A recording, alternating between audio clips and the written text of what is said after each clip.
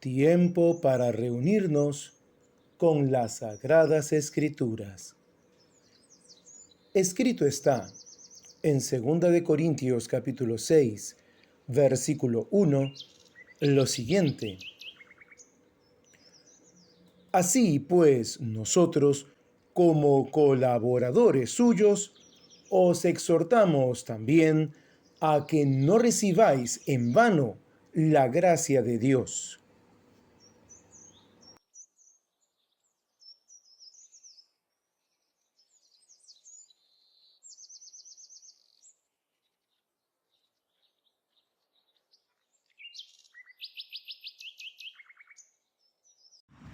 Qué alegría que estemos nuevamente aquí en este parque, en este día que el Señor nos está permitiendo reunirnos. Gracias a Dios por esta oportunidad que tenemos siempre de abrir las Sagradas Escrituras en este bello parque donde ya tenemos por costumbre reunirnos. Y vamos a empezar como debe ser este tiempo dirigiéndonos a nuestro Dios en oración, recordando primero que nada, como siempre y también ya es nuestra costumbre, quién está en medio de nosotros en esta mañana. ¿Qué dice por favor la Escritura en Mateo capítulo 18 en el versículo 20? Buenos días, buenos días. Porque donde están 2 o 3 congregados en mi nombre, allí estoy yo en medio de ellos. Muchas gracias.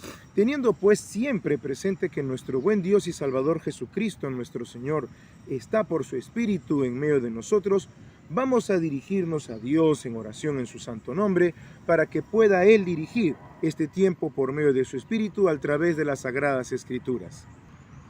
Vamos a orar. Padre nuestro que estás en los cielos, te damos muchas gracias, soberano Señor, por permitirnos en esta bella mañana comenzar abriendo tus Escrituras. Y antes que nada, Padre Santo, te rogamos en el nombre de nuestro Señor y Salvador Jesucristo, que perdones nuestros pecados y flaquezas y debilidades, y que no permitas por tu Espíritu que mora en nosotros, que nada ni nadie nos distraiga nuestra atención de ti. Te rogamos, Padre Santo, que puedas coger nuestras vidas y limpiarnos y hacernos luz también para aquellas personas que están sufriendo, que están pasando por momentos difíciles, y que podamos en todo momento acordarnos de ellos en oración y acordarnos sobre todo que tú les amas y que quieres alcanzarlos también con tu santa salvación. Y por nuestros hermanos para que anden en la santificación con la que tú ya nos has santificado. Guárdanos pues, Señor, y te rogamos con humildad que tu Espíritu nos guíe por medio de tus Sagradas Escrituras en este tiempo. Y te lo rogamos en el nombre de nuestro Señor y Salvador Jesucristo, tu amado Hijo. Amén. Vamos a comenzar entonces nuestra mañana y vámonos por favor a Lucas.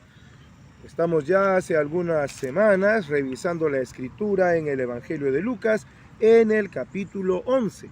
Y recapitulando, recordando lo que habíamos visto la semana pasada, vimos cómo el Señor Jesús aprovechó que uno de sus discípulos, probablemente un nuevo discípulo, le pidió al Señor que les enseñara cómo se ora. Vimos cómo esta enseñanza que dio el Señor desde el versículo 1 hasta el versículo 13 no era una enseñanza nueva, ya que el Señor Jesús había enseñado desde que empezó su ministerio, en el Sermón del Monte, que así conocemos a esta santa enseñanza, que se debía orar al Padre no por las necesidades materiales prioritariamente, sino por las espirituales. Vimos pues a través de la enseñanza de nuestro Señor Jesucristo que no está mal pedir por nuestras necesidades materiales, pero no es el objetivo, porque el Señor dejó claro a sus discípulos que nuestro Padre que está en los cielos sabe de qué cosas tenemos necesidad. Si nosotros somos diligentes en nuestras responsabilidades laborales, será el Señor quien provea para nuestras necesidades y no nosotros mismos. Nosotros tenemos la encomienda de buscar primeramente el reino de Dios y su justicia, y de orar justamente por lo espiritual y no por lo material.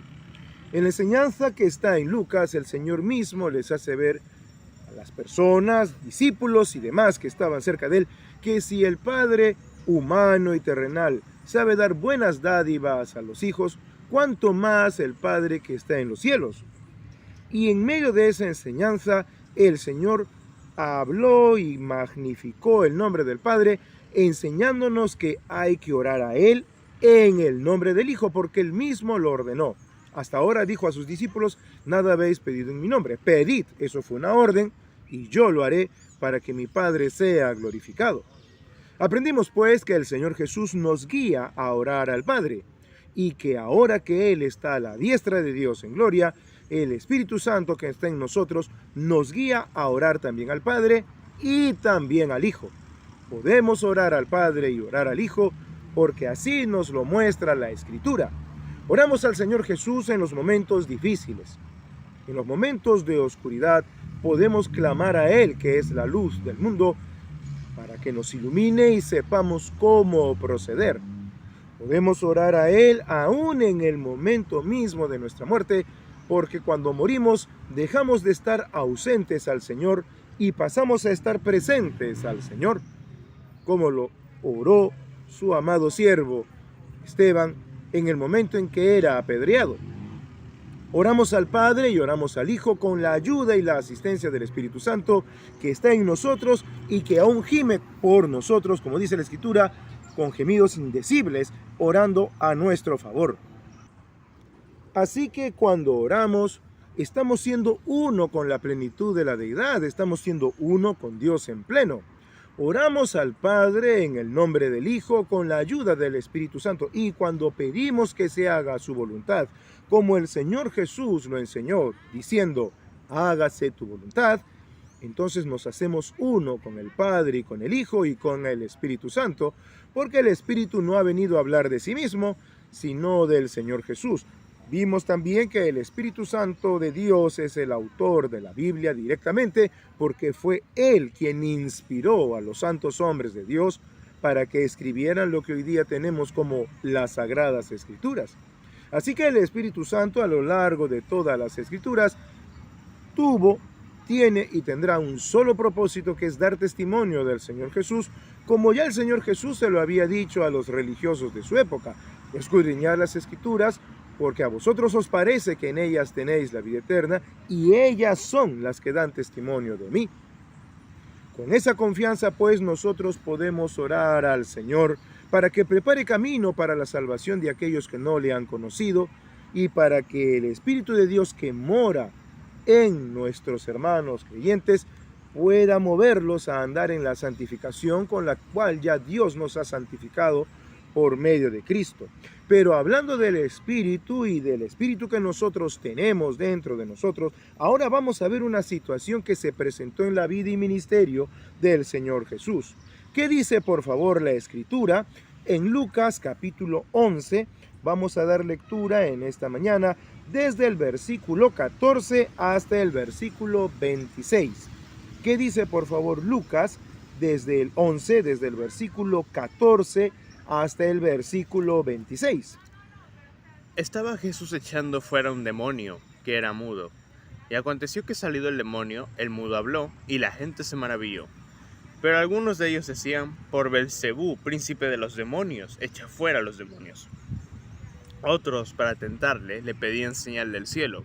Mas él, conociendo los pensamientos de ellos, les dijo: todo reino dividido contra sí mismo es asolado, y una casa dividida contra sí misma cae. Y si también Satanás está dividido contra sí mismo, ¿cómo permanecerá su reino? Y ya que decís que por Belcebú echo yo fuera los demonios, pues si yo echo fuera los demonios por Belcebú, ¿vuestros hijos por quién los echan? Por tanto, ellos serán vuestros jueces. Mas si por el dedo de Dios echo yo fuera los demonios, cierto el reino de Dios ha llegado a vosotros. Ciertamente el reino de Dios ha llegado a vosotros. Cuando el hombre fuerte armado guarda su palacio, en paz está lo que posee. Pero cuando viene otro más fuerte que él y le vence, le quita todas sus armas en que confiaba y reparte el botín. El que no es conmigo, contra mí es, y al que conmigo no recoge, desparrama. Cuando el espíritu inmundo sale del hombre, anda por lugares secos, buscando reposo, y no hallándolo dice: volveré a mi casa de donde salí. Y cuando llega, la halla barrida y adornada. Entonces va y toma otros 7 espíritus peores que él, y entrados moran allí, y el postrer estado de aquel hombre viene a ser peor que el primero. Muchas gracias. Entonces, después de haber enseñado nuevamente a los discípulos cómo se ora, a quién se ora y por qué se ora, se presenta esta situación en la vida del Señor Jesús. Obviamente no era la primera vez que el Señor Jesús sanaba y liberaba a una persona que estaba endemoniada. No era la primera vez.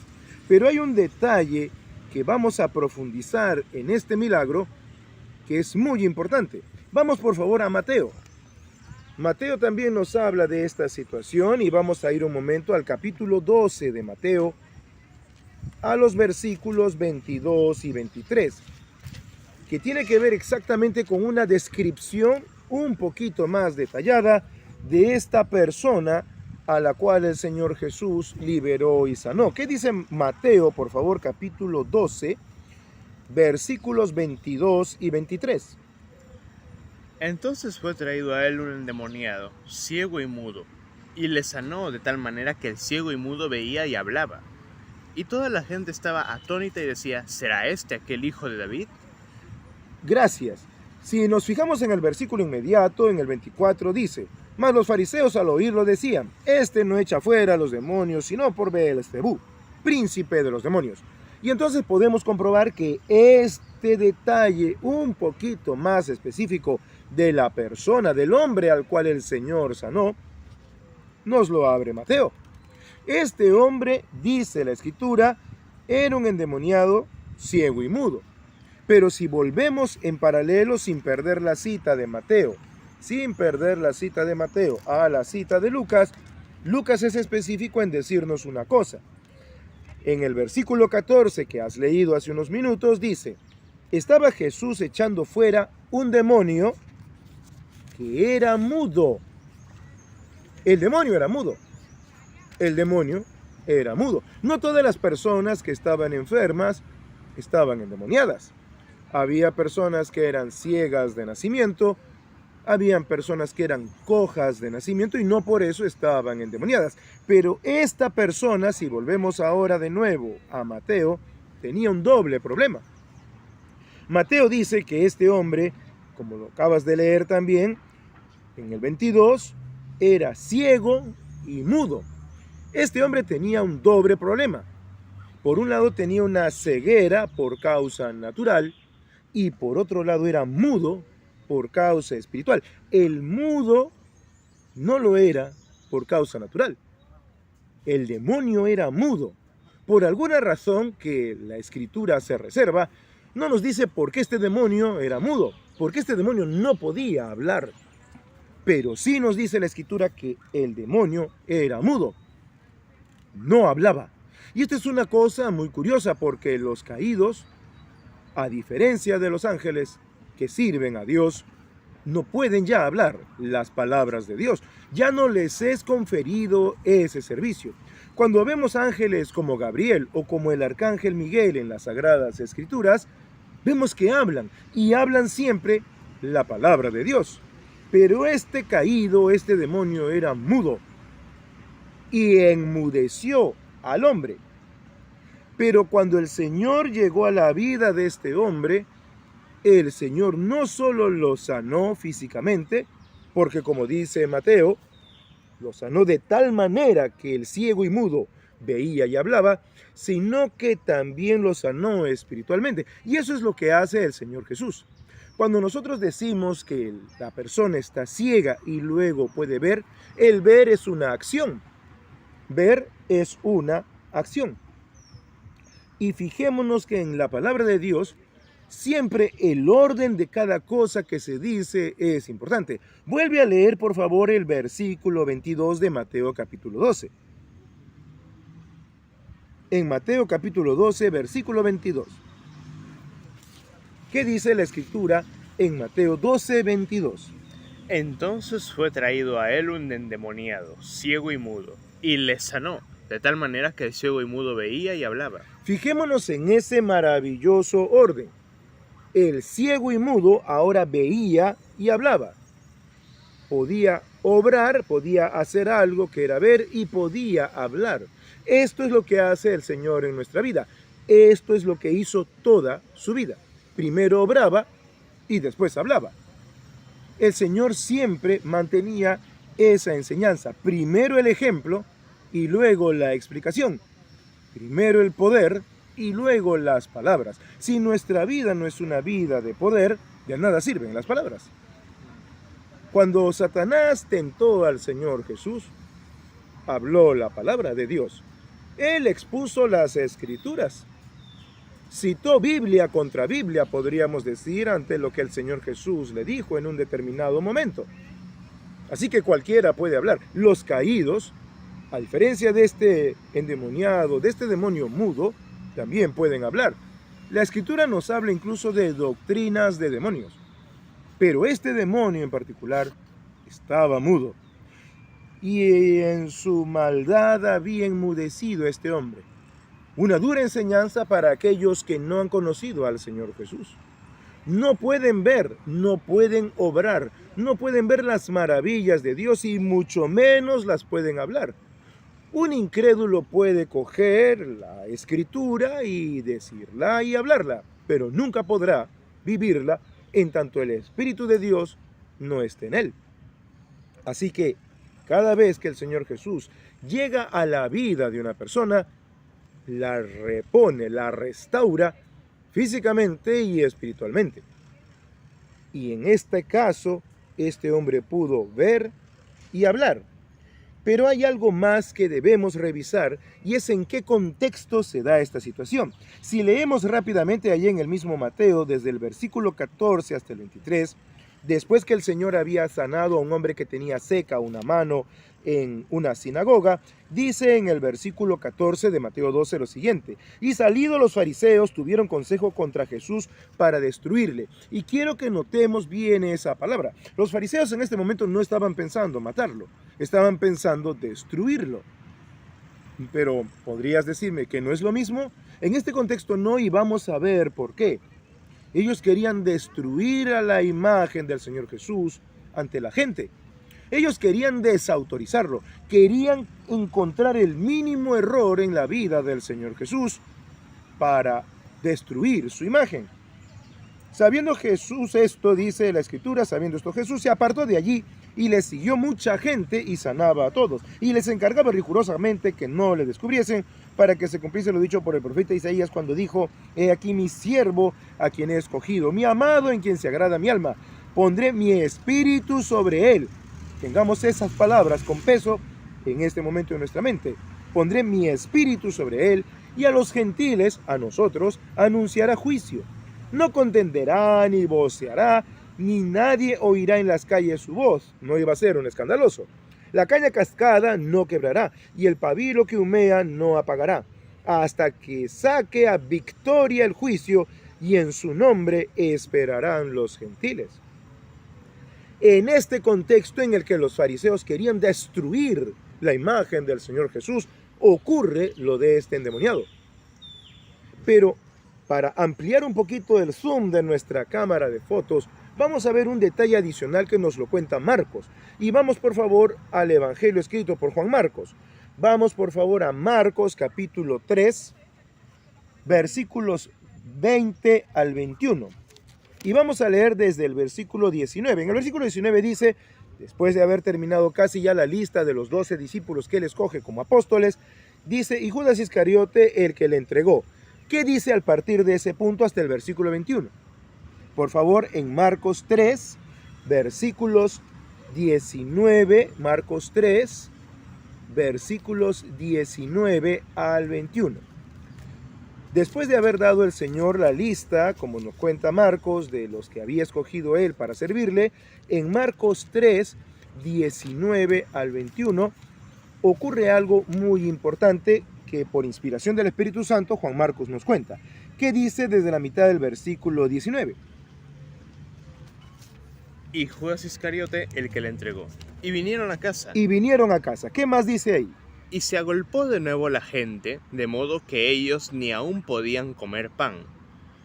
Cuando lo oyeron los suyos, vinieron para prenderle, porque decían: está fuera de sí. Gracias.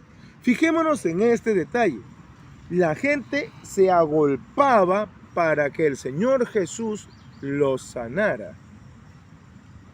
Dice ahí la escritura, ¿no? Se agolpó de nuevo la gente, pobre casa donde estaba el Señor Jesús con sus discípulos, la gente estaría queriendo meterse por todo lado. No lo dejaban al pobre ni siquiera llevarse un bocado de pan a la boca. Y en ese contexto llegan los suyos, dice la escritura. Pero quiero que fijemos nuestra vista en dos pequeños detalles. Dice, y se agolpó de nuevo la gente. O sea que ya se había agolpado antes. Y vamos a retroceder unos versículos ahí en el mismo capítulo 3 de Marcos. Y vamos a leer, por favor, lo que dicen los versículos 7 al 10. ¿Qué dice, por favor, ahí mismo en Marcos, capítulo 3, versículos 7 al 10? Nuevamente desde el versículo 6, por favor, hasta el 10. Y salidos los fariseos, tomaron consejo con los herodianos contra él para destruirle. Mas Jesús se retiró al mar con sus discípulos, y le siguió gran multitud de Galilea y de Judea, de Jerusalén, de Idumea, del otro lado del Jordán, y de todos los alrededores de Tiro y de Sidón. De los alrededores de Tiro. Y de los alrededores de Tiro y de Sidón, oyendo cuán grandes cosas hacía, grandes multitudes vinieron a él. Y dijo a sus discípulos que le tuviesen siempre lista la barca a causa del gentío, para que no le oprimiesen, porque había sanado a muchos, de manera que por tocarle, cuantos tenían plagas caían sobre él, porque había sanado a muchos, de manera que por tocarle, cuantos tenían plagas caían sobre él. Y los espíritus inmundos, al verle, se postraban delante de él y daban voces diciendo, tú eres el Hijo de Dios. Mas él les reprendía mucho para que no le descubriesen. Gracias.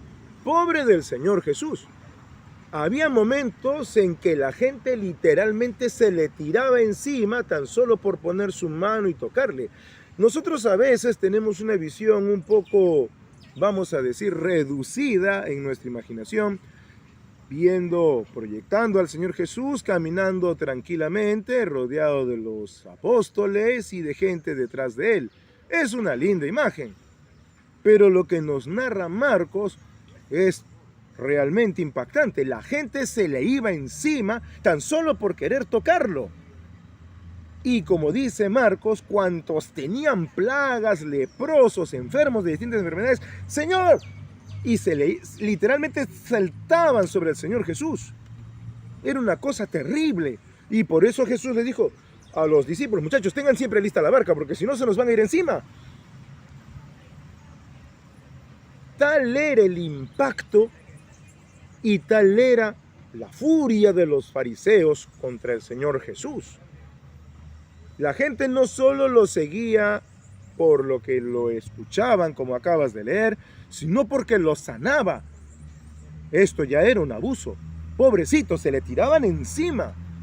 Los pobres apóstoles estarían como guardaespaldas protegiendo a que al Señor Jesús no lo destrozaran, no lo aplastaran.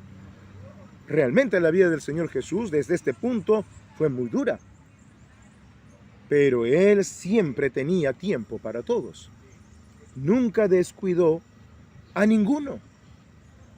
Como este hombre, al cual vamos a regresar en un instante, al cual sana y libera del demonio que tenía. Pero acá hay otro detalle que has leído en el versículo 21, ¿no? En el versículo 20, y se agolpó de nuevo la gente. O sea, la gente quería destrozar esa casa para tocar al Señor Jesús y que lo sanara. Pero llegaron los suyos. ¿A qué suyos se refiere? No se refiere a los discípulos porque estaban con él.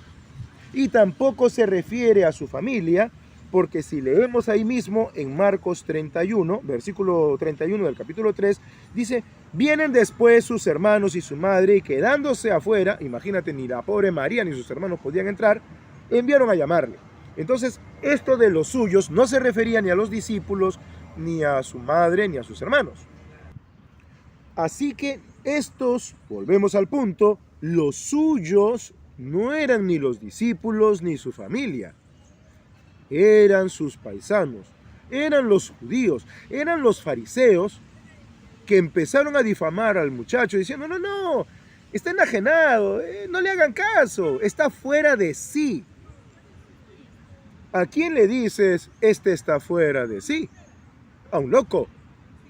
está trastornado, no, tiene problemas, no le hagan caso, se han tragado, es una mentira, no, está fuera de sí. Empezaron a querer destruir al Señor Jesús, difamándolo, acusándolo de loco. Y esto es algo que nosotros, como siervos de Cristo, debemos tener siempre, siempre, siempre presente. El ataque a nuestro Señor y Maestro empezó desacreditando lo que Él hacía y lo que Él decía, acusándolo de loco. Y esto también pasa con los siervos de Dios. Entonces, esto debemos tenerlo presente. Las personas que se acercaban prácticamente aplastaban al Señor Jesús para ser sanadas, llegaron al abuso. Al pobre no lo dejaban ni comer. Y en este caso, sus paisanos lo difamaron. El Señor Jesús empezó a tener dos ataques muy claros: abusos y difamaciones. Cuando nosotros, como siervos de Cristo, discípulos del Señor, estamos siempre dispuestos a servir a los demás, debemos estar atentos también de que probablemente mucha gente va a querer abusar de nosotros. Y peor aún, muchos van a empezar a difamarnos. No, este no es así, se hace el santo, se hace el bueno. No es verdad. Yo lo conozco, este no es así. Y entonces debemos estar atentos y fortalecernos en el Señor, porque si nuestro propio Dios y Señor y Maestro fue abusado y difamado por la gente a la cual Él servía, no debemos esperar mejor suerte. Por supuesto que tenemos la victoria en Cristo, porque como dijo el Señor Jesús a sus discípulos, confiad, yo he vencido al mundo. Pero debemos estar siempre dispuestos a que ante cualquiera que demande razón, como dice la Escritura de la esperanza que está en nosotros, a tiempo y fuera de tiempo tenemos que estar dispuestos a servir. Nosotros no podemos decir a los demás: hey, no te puedo atender, tengo que ir a comer. Hey, no te puedo atender, tengo compromisos. Pues si una persona nos pide consejo a medianoche en su desesperación, no le puedo decir: hey, tengo que dormir, mañana es día de trabajo, atiéndete en horario de oficina. Un cristiano no hace eso. Jesús no lo dijo. Jesús en ningún momento dijo: hey, yo atiendo milagros de 9 a 1, luego como y luego atiendo milagros de 3 a 7. El Señor no tenía un horario de trabajo. El pobre ni siquiera a veces podía comer. Y nosotros debemos tener esa misma actitud de servicio. El Señor Jesús lo dijo: ¿quién es mayor? ¿El que se sienta a la mesa a comer o el que sirve? No es el que se sienta a la mesa, mas yo estoy entre vosotros como el que sirve. Todo el que diga servir a Cristo, lo sirve las 24 horas del día, los 7 días de la semana, todos los días del año, de todos los años de su vida. Esa es la actitud de un siervo de Dios. Nuestro servicio a Dios se evidencia cuando servimos a los hermanos, cuando estamos dispuestos a atender a aquellas personas que necesitan de la palabra de Dios. El Señor Jesús nunca dejó de atender a los que a Él venían, al pesar de que habían difamadores como esta gente. Pero ahora volvamos por favor a Lucas. Vamos a Lucas, al versículo 15 del capítulo 11. En Lucas 11:15 vamos a ver que la difamación al Señor Jesús llegó a un extremo que ya para el Señor mismo dijo: hasta aquí los aguanto con esta difamación. ¿Qué dice la Escritura, por favor, en Lucas 11:15? Pero algunos de ellos decían: por Belcebú, príncipe de los demonios, echa fuera a los demonios. Gracias. Esta gente empezó diciendo: no le hagan caso al muchacho. Y decimos muchacho porque Jesús tenía 30 aproximadamente. No le hagan caso, el muchacho está loco, está fuera de sí. Ustedes le creen las cosas que él hace. No es verdad. Pero ante lo innegable del milagro de este hombre endemoniado, No se les ocurrió a esta gente que decir, no, nos equivocamos, no está loco, está poseído. Por eso puede echar fuera a los demonios, porque en él está un príncipe de los demonios. La difamación contra el Señor Jesús, ese afán por destruir su imagen, por destruir su vida pública ante los demás, llegó al extremo. ¿Y quiénes eran estos culpables? ¿Quiénes eran estos difamadores? Estos algunos que has leído. Vamos por favor nuevamente a Marcos. En Marcos capítulo 3. Marcos capítulo 3. En Marcos capítulo 3, versículo 22, ¿qué dice la Escritura? Pero los escribas que habían venido de Jerusalén decían que tenía Belcebú y que por el príncipe de los demonios echaba fuera a los demonios. Gracias, ya tenemos a uno de estos culpables. Los escribas que habían venido de Jerusalén. No eran escribas cualquiera. No eran escribas de Capernaum o de Galilea. Estos habían venido de la santa ciudad. Habían venido especialmente para ver si el Señor Jesús era quien ellos tanto habían oído hablar. Jesús no estaba en Jerusalén. Habían venido ellos de Jerusalén a ver al Señor. Y estos escribas dijeron que el Señor Jesús tenía a Belcebú, o sea que él estaba poseído. No era una acusación cualquiera, no era decir, este hace actos mágicos o este invoca a los demonios. No, este tiene a Belcebú. Llegaron a ese extremo, pero no eran los únicos culpables de esta difamación. Vamos por favor a Mateo capítulo 12 nuevamente. En Mateo capítulo 12, en el versículo 24, estos fariseos que se habían propuesto destruir junto con los herodianos la imagen, la vida del Señor Jesús, recordemos, no estamos hablando de que pensaban matarlo, sino destruirlo, destruir su imagen, hacerla pedazos. ¿Qué dice por favor Mateo capítulo 12, versículo 24? Mateo capítulo 12, versículo 24. ¿Qué dice la Escritura por favor en Mateo 12, 24? Mas los fariseos, al oírlo, decían, este no echa fuera a los demonios sino por Belcebú, príncipe de los demonios. Muchas gracias. Entonces aquí se habían juntado, como dicen por ahí, el hambre y las ganas de comer. Aquí se habían confabulado fariseos de la zona donde estaba el Señor y escribas que desde Jerusalén habían venido para oír, y más que para oír, literalmente para destruir al Señor Jesús ante las grandes masas que se le echaban encima, muchos por escucharle y otros muchos más por ser sanados. Esta gente no tuvo empacho. Los escribas dijeron, este está poseído por Belcebú. Y los fariseos dijeron, sí pues, y como está poseído por Belcebú, con la autoridad de Belcebú, él echa fuera a los demonios. Fíjate que ellos mismos dicen por Belcebú, príncipe de los demonios. La palabra príncipe debe entenderse también como principal o principado. Es decir, en la jerarquía de los caídos, Belcebú no era un cualquiera. No, lo que pasa es que así como los ángeles tienen una jerarquía, vamos a decir militaresca, los caídos también están organizados así. La Escritura eso nos enseña, principados, potestades, gobernadores de las tinieblas de este siglo. Y los fariseos y los escribas dijeron, sí pues, está poseído por un demonio mayor, y por eso a los demonios menores los echa. Pero todo es una pantomima. No, nos equivocamos, este muchacho no está loco, está poseído por un gran demonio, y hace las fintas, el engaño de que saca a los demonios. La difamación fue extrema. Lo que hicieron contra el Señor Jesús fue terrible. Tu poder no es divino, eso es una mentira, Jesús. No es tu poder no viene de Dios. Tu poder viene de un príncipe demoníaco, de un principal. Y lo que haces es una farsa. No estás liberando a nadie, no estás ayudando a nadie.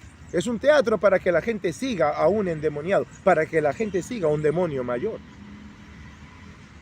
A ese extremo llegaron en su odio ciego, irracional, demoníaco. Ellos sí atentaron al extremo contra el Señor Jesús. Pero hubo un pequeño problema para ellos. Y es que el Señor Jesús sí había echado fuera a este demonio.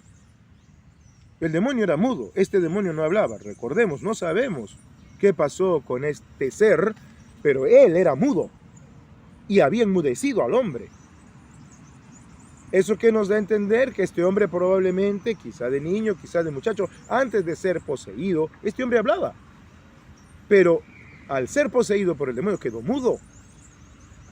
Y el milagro que había hecho el Señor, además de que era ciego, de devolverle la vista y de devolverle el habla, liberarlo del demonio, era innegable.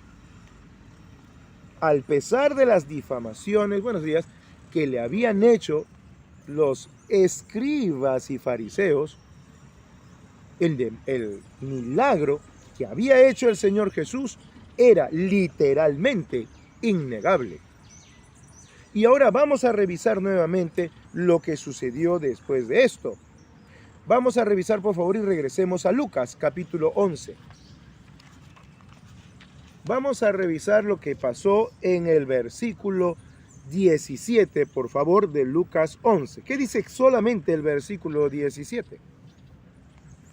Mas él, conociendo los pensamientos de ellos, les dijo: todo reino dividido contra sí mismo es asolado, y cae una casa dividida, y una casa dividida contra sí misma cae.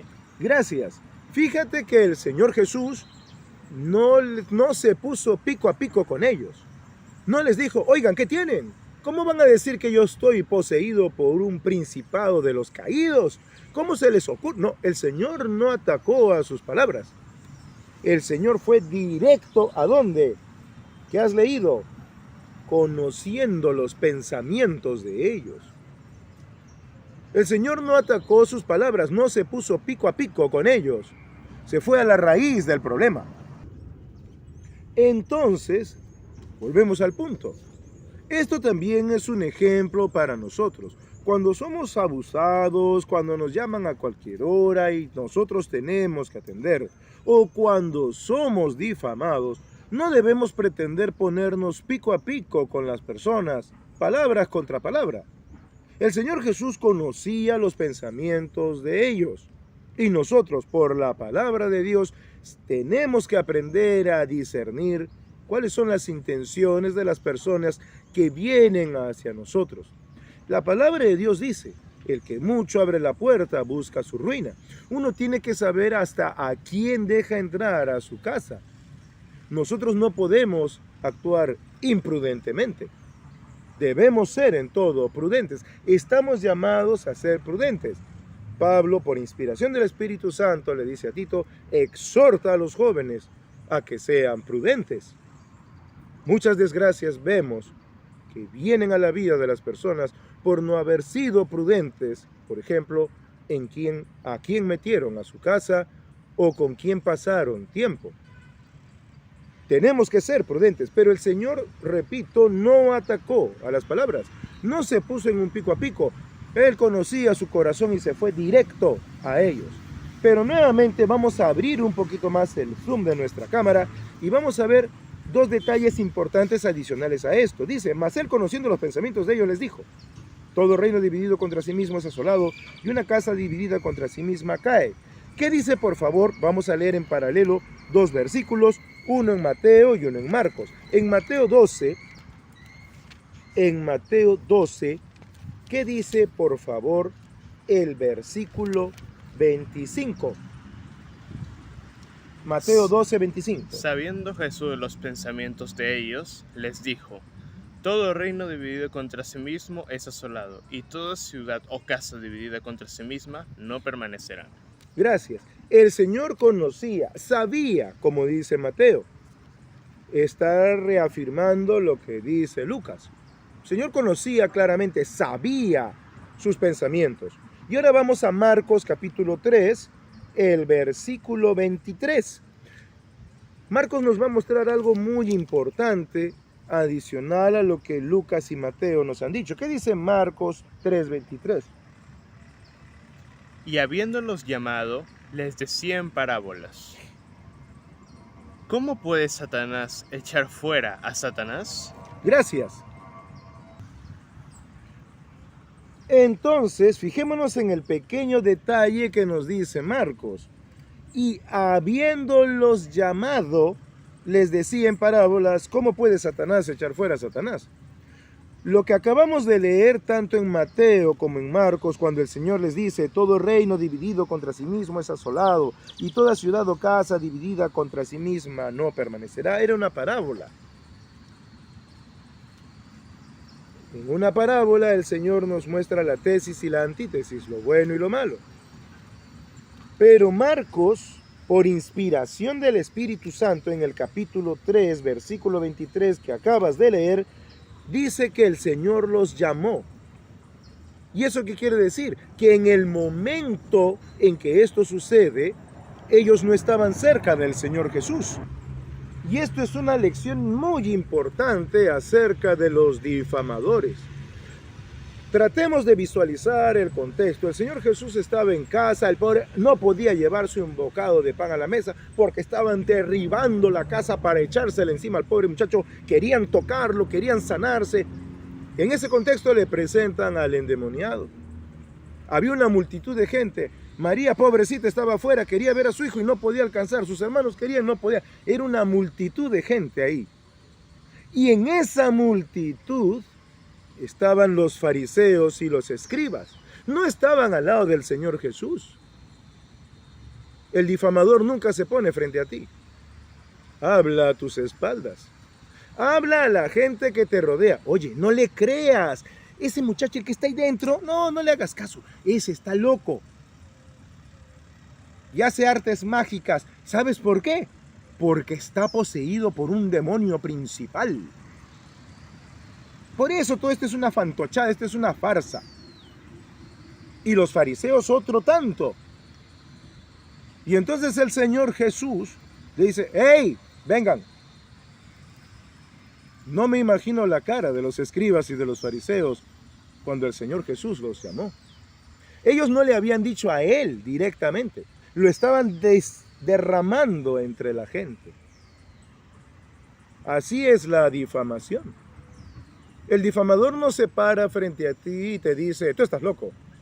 Se lo dice al que está a tu costado, no le hagas caso, ese está loco. El difamador no se para frente a ti y te dice, tú eres malo. No, se va al otro lado y dice, no le creas, ese es malo. Así es la difamación. Pero la palabra difamación en la Escritura tiene una palabra muy fuerte, y es la palabra blasfemia. Blasfemar es literalmente hablar mal, expresarse mal, decir mal de alguien.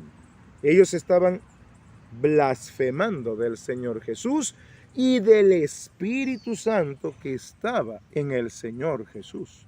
Llegaron al extremo de llamar al Espíritu Santo de Dios Beelzebú. Pero el Señor Jesús los llama, vengan, a ver, vengan.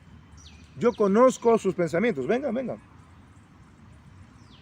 El Señor no atacó a sus palabras, pero los confrontó cara a cara.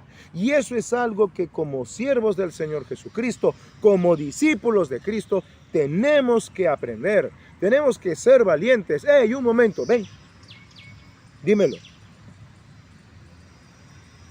El Señor Jesús no era un timorato, ni era una especie de predicador de la paz que iba ahí recibiendo puñetazos y patadas con una cara piadosa cual pintura renacentista. No. Ellos llegaron a un extremo que ya el Señor dijo, hasta aquí te aguanto, ven acá. Hasta aquí te aguanto. Y les habla con amor, pero con firmeza, porque lo que ellos habían hecho había llegado al límite. Ahora, recordemos que en el pueblo judío los fariseos y los escribas no eran personas cualquiera, eran personas de buena reputación y que tenían cierta autoridad social. El Señor Jesús no tuvo problemas con eso. Y nosotros tampoco debemos tener problemas con eso. Nosotros no debemos temer. ¿Por qué? Porque nosotros, como ya lo hemos leído el domingo pasado, Estamos en la mano del Señor Jesús y en la mano del Padre, y nadie, dijo el Señor, nos arrebatará de su mano. Ya lo habíamos visto esto. El Señor es el dador de la vida. No tenemos por qué temer al que nos pueda quitar la vida física, porque la vida espiritual no nos la podrán quitar. Vamos a revisar lo que dice la Escritura en dos pasajes, uno del Antiguo Pacto y otro del Nuevo Testamento. Vamos por favor a Proverbios. Vamos, sin perder estas citas, a Proverbios capítulo 13, versículo 13. Vamos a Proverbios capítulo 13, versículo 13. ¿Qué dice la palabra de Dios en Proverbios 13:13? El que menosprecia el precepto perecerá por ello, mas el que teme el mandamiento será recompensado. Si nosotros, gracias, tenemos que temer algo, es a la palabra de Dios. Ay de aquellos que menosprecian las normas divinas. Los fariseos y los escribas desecharon, menospreciaron la palabra del Señor Jesús. Ya prácticamente era como si no le escucharan. Como cuando mataron a Esteban, se taparon los oídos, ya no querían escuchar más. Ellos perecerán por eso. Mas los que tememos el juicio de Dios, la palabra de Dios, seremos recompensados. Dios valora al que lo valora. Dios recompensa al que teme a su palabra. ¿Y qué dice, por favor, en Primera de Juan, capítulo 4, versículo 18? Vámonos al otro extremo de la Escritura.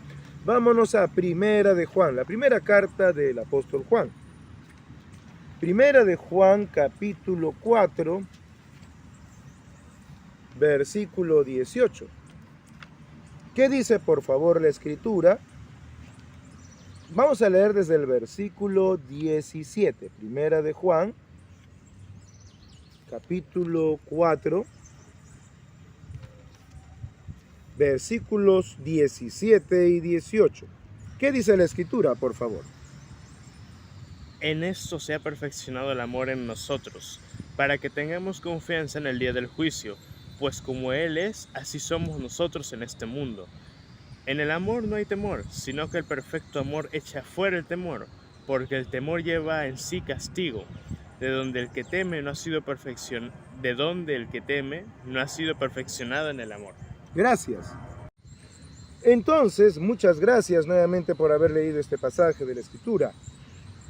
El amor de Cristo en nosotros nos ha perfeccionado, nos ha completado. Podemos tener confianza en el día del juicio, porque seremos hechos tal como Él es. Y en este mundo, dice, somos nosotros como Él es. Así que si en este mundo, como discípulos de Cristo, somos como Él, debemos estar dispuestos nuevamente a quienes quieran abusar de nosotros, quienes quieran abusar de nuestro tiempo. Instar a tiempo y fuera de tiempo significa estar dispuesto en cualquier momento a servir, a atender a las personas que vienen a nosotros. Como el Señor Jesús, pobrecito, a veces no podía ni comer, así nos puede pasar. Que de repente por dar un consejo, por atender a alguien, tengamos que dejar a un lado ciertas cosas. También debemos estar dispuestos a soportar con paciencia y longanimidad a quienes quieran difamarnos. Siempre va a haber gente que hable mal de los creyentes, pero todo tiene un límite. Y el límite sí lo puso el Señor Jesús a esta gente, que habían llegado al extremo de decir semejante barbaridad sobre el Espíritu Santo de Dios que estaba en él. Pero el Señor, nuevamente, no ataca a sus palabras con palabras. Conociendo sus pensamientos, lo que el Señor Jesús hizo fue derribar sus argumentos. Vamos a regresar, por favor, al pasaje original. Vamos a Lucas. El Señor va a derribar los argumentos de los escribas de Jerusalén y de los fariseos, quienes iban diciendo entre las masas: Primero, que él estaba enajenado, que estaba loco, que estaba fuera de sí. Y segundo, peor aún, que él hacía lo que hacía como un show de demonios. Un show de demonios. Eso es lo que están viendo, señores. Un show de demonios. Entonces el Señor lo que va a hacer es derribar los argumentos de ellos con la verdad. Vamos a Lucas, por favor. Lucas capítulo 11. En Lucas capítulo 11, versículos 17 al 20, ¿qué dice la Escritura, por favor? Lucas 11, 17 al 20.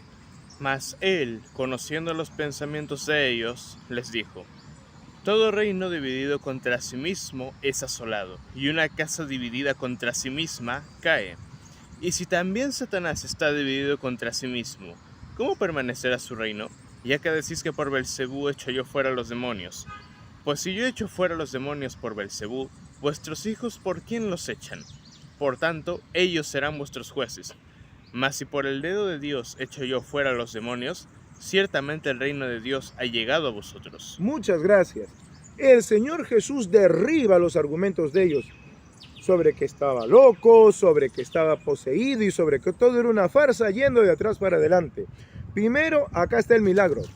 No es una farsa, aquí está el milagro.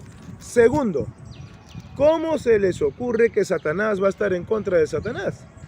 No tiene lógica, no tiene coherencia lo que están diciendo. Y tercero, les dice, si yo por el dedo de Dios he hecho esto, el reino de Dios ha llegado a ustedes. Entonces, vamos de nuevo. El Señor Jesús no se puso pico a pico, pero los confrontó cara a cara. El Señor Jesús siempre fue muy paciente con todos, incluso con la gente que se le tiraba encima al pobre. Él no tenía problema con eso. No tenía problema con dejar de comer. Por eso el pobre a veces se dormía por ahí. Se durmió en una barca que estaba tan cansado que se quedó dormido. Se sentó cansado junto al camino en un pozo de agua. Al Señor Jesús le faltaban horas al día para atender a las personas. Pero aquí esta gente había llegado a un extremo que él ya no podía, no estaba dispuesto, mejor dicho, a tolerar. Pero tampoco los ataca con furia y odio, sino que derriba sus argumentos. Dicen que esto es una farsa, dicen que yo he echado a este demonio porque yo estoy poseído por un demonio. Vamos aclarando las cosas. Aquí está el milagro, está hecho. Aquí está el hombre. No es una farsa. Todo el mundo sabe que este hombre estaba ciego y que desde que fue poseído por el demonio estaba mudo. Ahora este ciego y mudo ve y habla. Número 2. ¿Cómo se les ocurre decir que Satanás está en contra de Satanás? No habría maldad en el mundo. Él ya se hubiera destruido hace rato. Y por cierto, si yo echo fuera a los demonios por Belcebú, eso quiere decir que no hay liberaciones o exorcismos, vamos a decir así, que Dios haga. Y si Dios no hace exorcismos, ¿sus hijos por quiénes se exorcizan? ¿No será que también son por demonios? ¿De qué estamos hablando? Satanás no puede estar dividido contra sí mismo. No es lógico. No tiene sentido lo que ustedes están diciendo. Así que solo queda una de dos. O yo hago lo que hago por lo que ustedes dicen, lo cual no es lógico, o yo por el dedo de Dios obro y hablo. Y no me puedo imaginar la cara de estos hombres, de los escribas y de los fariseos, con sus argumentos venidos al suelo. El milagro era innegable, el Señor era una persona lúcida, cuerda, diserta, que hablaba con autoridad, porque vivía lo que hablaba. Y el argumento del Señor Jesús era completamente coherente y aceptable. Si Satanás está dividido contra Satanás, ¿cómo va a permanecer su reino? No es lógico lo que ustedes dicen. El Señor usó sus santos argumentos para derribar los argumentos de estos hombres. Y nosotros también, como discípulos de Cristo, debemos estar empapados de la palabra de Dios, a la cual debemos temer, para poder derribar cualquier argumento que se levante contra el Señor Jesucristo, contra la obra de Dios, a pesar que podamos ser difamados o abusados en nuestros tiempos y lo demás. Vamos por favor a 2 de Corintios capítulo 10. Vamos a 2 de Corintios, capítulo 10. En 2 de Corintios, capítulo 10, hablando por inspiración siempre del Espíritu Santo de Dios, el siervo del Señor, el apóstol Pablo, dice lo siguiente. ¿Qué dice, por favor, en 2 de Corintios, capítulo 10, versículos 3 al 6? ¿Qué dice 2 de Corintios 10, 3 al 6? Pues aunque andamos en la carne, no militamos según la carne, porque las armas de nuestra milicia no son carnales, sino poderosas en Dios para la destrucción de fortalezas, derribando argumentos y toda altivez que se levanta contra el conocimiento de Dios, y llevando cautivo todo pensamiento a la obediencia a Cristo, y estando prontos para castigar toda desobediencia, cuando vuestra obediencia sea perfecta. Gracias. Y entonces acá encontramos una lección muy importante. Nosotros debemos estar dispuestos, como dice la Escritura, a derribar todo argumento que se levanta contra el Señor Jesucristo, contra el conocimiento de Dios. Y esto de derribar todo argumento y llevar cautivo todo pensamiento a la obediencia a Cristo es lo que hizo el Señor Jesús con estos hombres. Derribó sus argumentos y los llevó a la verdad. Cristo es la verdad, el Señor Jesús es la verdad, el Espíritu Santo es la verdad, la palabra de Dios es la verdad. Como el Señor Jesús había orado al Padre, santifícalos en tu verdad, hablando de los discípulos, tu palabra es verdad. Nosotros debemos estar preparados con las Sagradas Escrituras por la guía del Espíritu de Dios para derribar todo argumento que se levanta contra el conocimiento de Dios y llevando todo pensamiento cautivo a la obediencia a Cristo. Pero ¿qué dice nuevamente el versículo 6 que has leído del capítulo 10? Vuélvelo a leer, por favor. Y estando prontos para castigar toda desobediencia, cuando vuestra obediencia sea perfecta. Esto es importante. Muchos podrían decir, sí, qué bien, a los incrédulos debemos derribar sus argumentos y defender al Señor. Sí, claro. Pero Pablo está hablando a los corintios y eran creyentes. ¿Puede entonces un creyente levantar argumentos contra el conocimiento de Dios? Sí. ¿Puede un creyente vivir una vida resistida que rechaza el consejo de Dios? Sí. Por eso ese creyente no será cristiano. No será considerado como discípulo de Cristo, aunque haya creído en Cristo para su salvación. Una vida no sirve si no está sujeta al consejo de Dios. Más bien, hace quedar mal al Evangelio de Cristo. Y todos nosotros, como siervos del Señor y discípulos de Cristo, también debemos estar dispuestos a corregir y castigar a quienes, diciéndose hermanos, andan desordenadamente. A veces el castigo puede ser separación. Tú andas desordenadamente y yo no puedo compartir tu pecado, pues escrito está, no participes de pecados ajenos, consérvate puro. Pero debemos estar dispuestos con las Sagradas Escrituras a derribar todo argumento que se levanta contra el conocimiento de Dios, tal como el Señor Jesucristo lo había hecho con estos escribas y fariseos que se atrevieron a decir semejante barbaridad de que él estaba poseído por un demonio.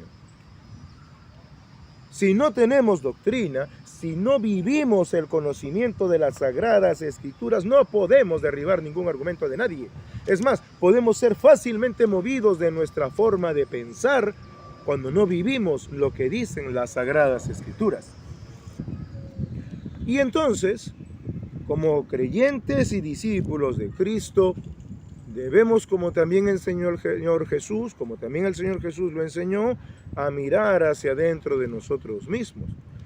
¿Habrá acaso en nosotros mismos que derribar todavía argumentos carnales que nos impiden acercarnos a la doctrina del Señor Jesús? Recordemos que doctrina no es el mero conocimiento per se. La doctrina es la vida que vive el conocimiento de la palabra de Dios. Si no es mero conocimiento, y eso no sirve para nada. Al contrario, como dice la Escritura misma, el conocimiento envanece. Pero no se trata solo de derribar los argumentos y decir, hey, ya te gané en este debate de argumentos. Como hay algunos que se dicen apologistas y que lo único que hacen es querer atacar argumento contra argumento. Y esto no es así. El Señor Jesús derribó los argumentos contra él de los escribas y de los fariseos. Pero una vez que él derribó los argumentos de esa gente, a todos los que estaban presentes, el Señor Jesús les dio una clara advertencia a todos y a cada uno de ellos. Vamos a regresar, por favor, a Lucas. Vamos a regresar ahora sí a Lucas. En Lucas, por favor, ¿qué dice la Escritura en el capítulo 11, desde el versículo 20 al 22?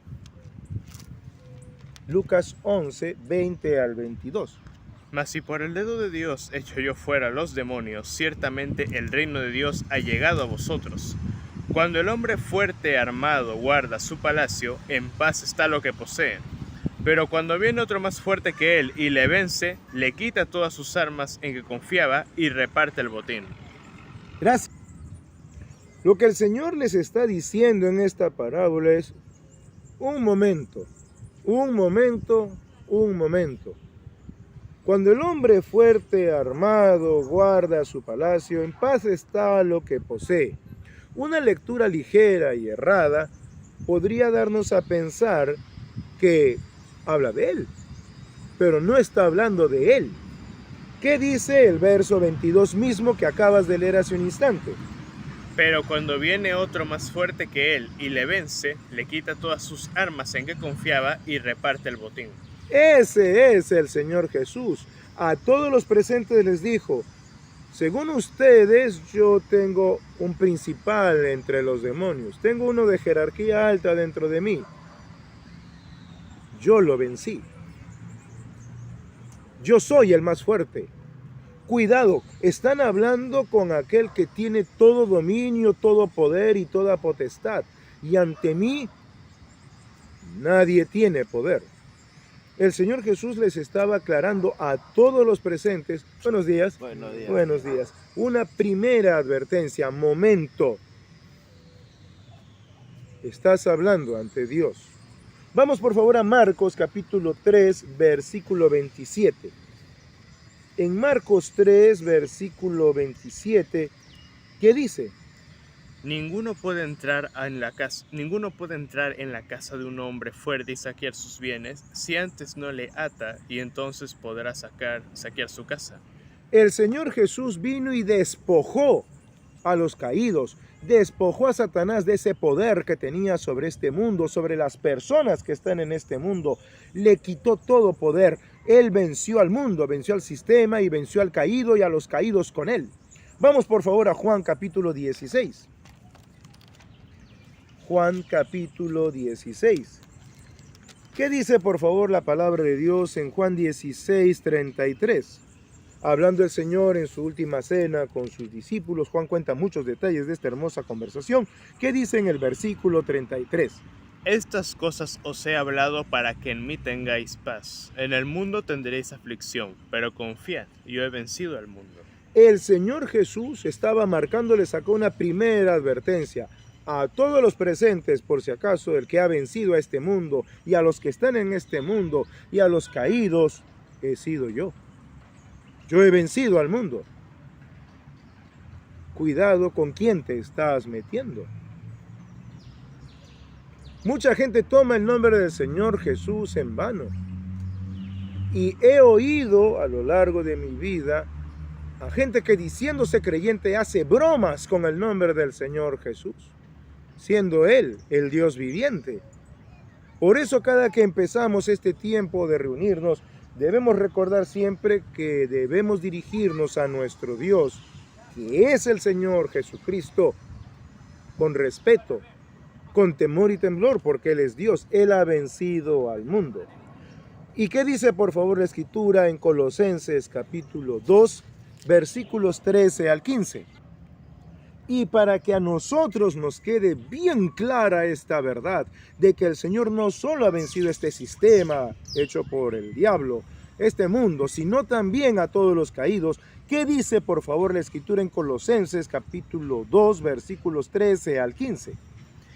Y a vosotros, estando muertos en pecado y en la circuncisión de vuestra carne, os dio vida juntamente con él, perdonándoos todos los pecados, y anulando el acta de los decretos que había contra nosotros, que nos era contraria, quitándola de en medio y clavándola en la cruz.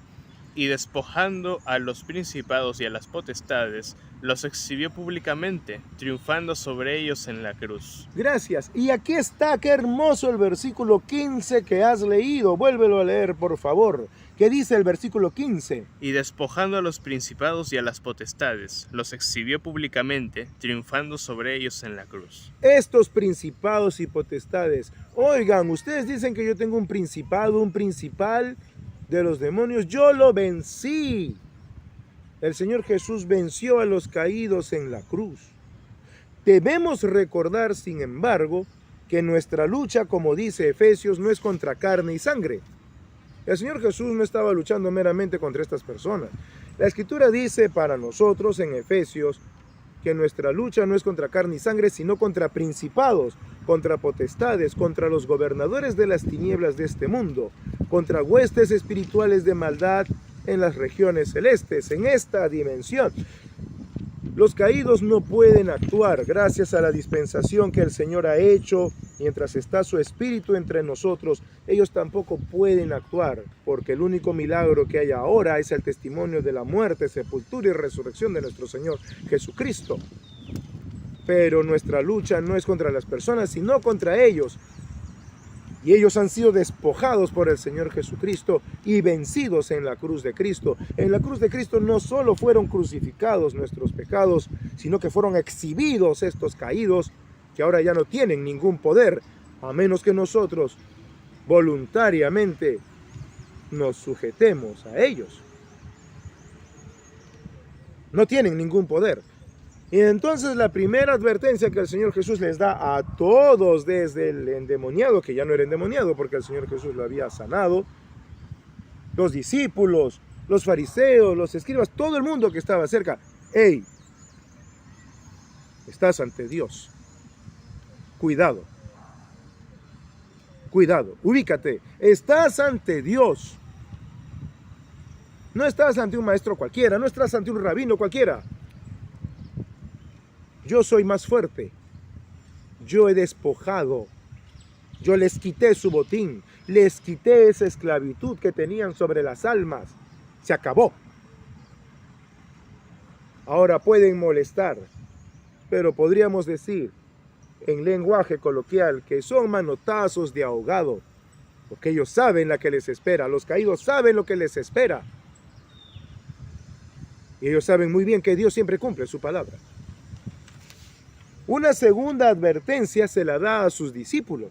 Primero el Señor Jesús da una advertencia a todos los presentes, pero recordemos que ahí estaban sus discípulos, particularmente los apóstoles, rodeando al Señor Jesús en medio de esta muchedumbre que se le quería tirar encima y de este hombre que acababa de ser sanado y liberado.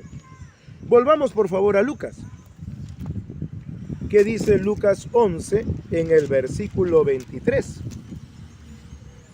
Lucas 11, versículo 23. El que no es conmigo, contra mí es, y el que conmigo no recoge, desparrama. ¿Por qué decimos que esta advertencia va para sus discípulos? ¡Hey! Tú estás a mi lado. Cuidado. Tenía a Judas ahí. El que no es conmigo, contra mí es. Yo no acepto discípulo a medias. Yo no acepto discípulo a medias. O están conmigo, o en el fondo están contra mí. Todo aquel que estorba la palabra de Dios está contra Dios. Todo el que vive una vida hipócrita, que siendo creyente se dice ser discípulo de Cristo y se para en un púlpito o camina por las calles pregonando que es siervo de Dios y es siervo de su propio vientre, es enemigo de Cristo, está contra él. Y Dios, que es celoso, no admite medias tintas. Dios nunca juega a medias. Vamos por favor a Santiago capítulo 4. Vamos a la carta que escribió el hermano del Señor Jesús, Santiago. Jacobo, Santiago capítulo 4, en el versículo 4, por favor, ¿qué dice la Escritura? Santiago capítulo 4, versículo 4. ¿Qué dice la palabra de Dios, por favor? Oh almas adúlteras, ¿no sabéis que la amistad del mundo es enemistad contra Dios? Cualquiera, pues, que quiere ser amigo del mundo, se constituye enemigo de Dios. Gracias. Cualquiera que quiera ser amigo del mundo, amigo de este sistema diseñado por Satanás, gobernado por él y por sus caídos, cualquiera que coquetee con las cosas de este mundo, no, esto no hace daño, no, esto es permisible, no, esto sí lo puedo hacer, falso, es enemigo de Dios. La amistad con el mundo es enemistad contra Dios, y los hijos de Dios salvados por Jesucristo, que es Dios, no pueden coquetear con este mundo. Porque aunque Dios sea nuestro Padre, en el momento en que yo amisto mi vida con el mundo, aunque soy hijo de Dios, me constituyo en su enemigo, y Dios tiene todo el derecho como Padre de castigarme con todo rigor. Y Él se toma su tiempo para castigar. El Señor no es un juez malo o un padre que meta bofetadas por la nada. Él es muy paciente. El Señor Jesús fue muy paciente con los escribas y fariseos. Les aguantaba muchas cosas, les aguantó hasta que le dijeran loco, les aguantó las difamaciones, pero cuando chocaron con el Espíritu de Dios, se acabó. Se acabó. Y nosotros debemos ser iguales con nuestros hermanos en la fe que andan desordenadamente. Podemos ser pacientes con nuestros hermanos en la fe que andan coqueteando con este mundo. Debemos ser pacientes hasta que haya el momento en que digamos, no, estás declarándote enemigo de Dios y yo no puedo seguir por tu camino.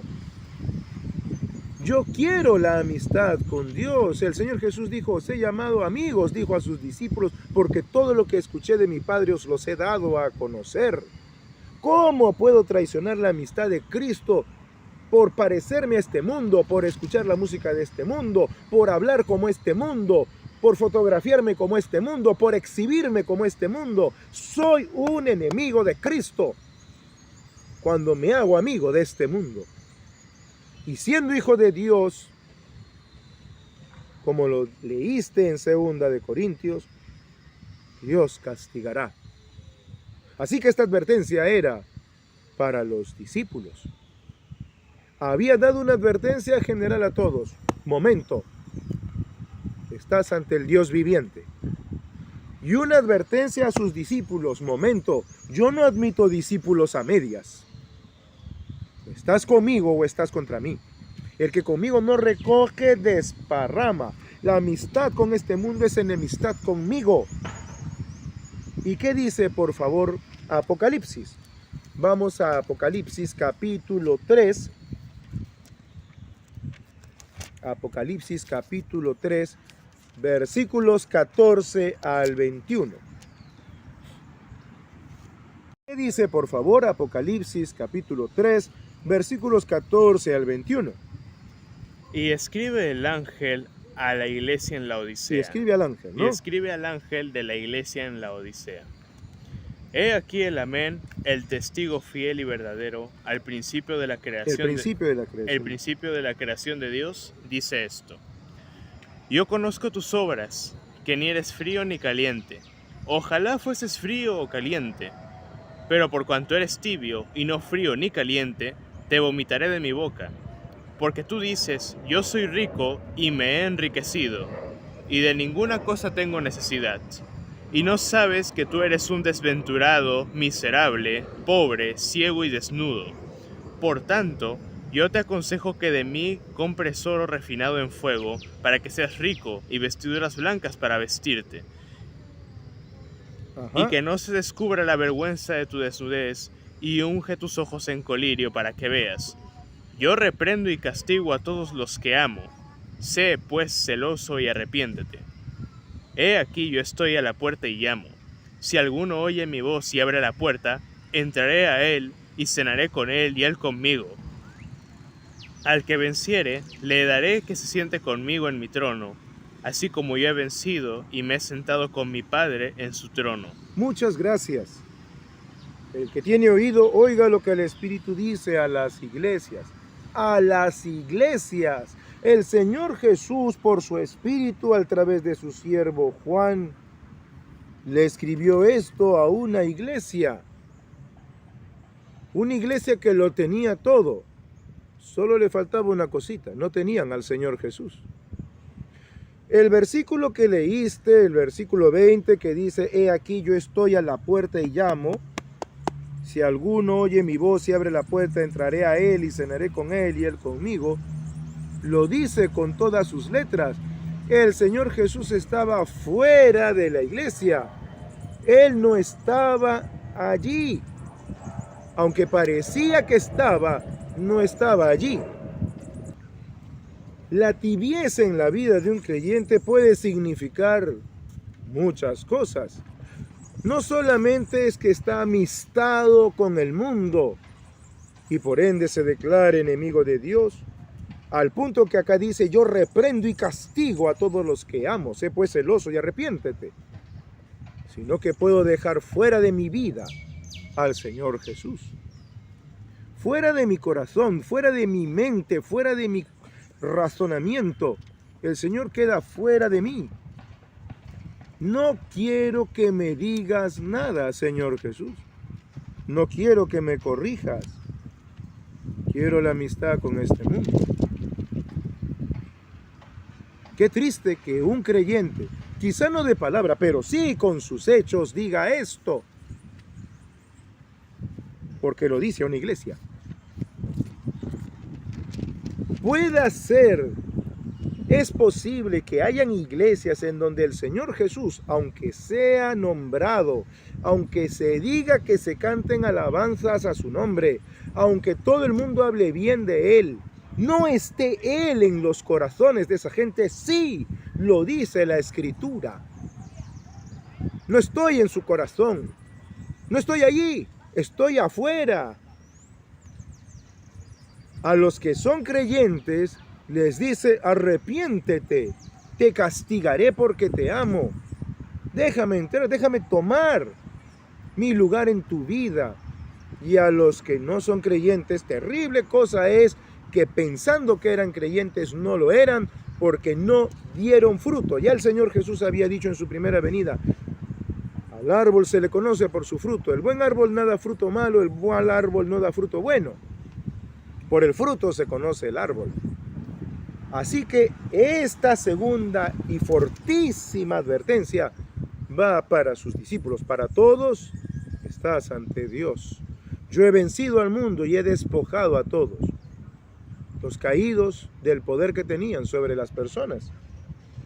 Y en cuanto a esto, o eres mi discípulo o eres mi enemigo.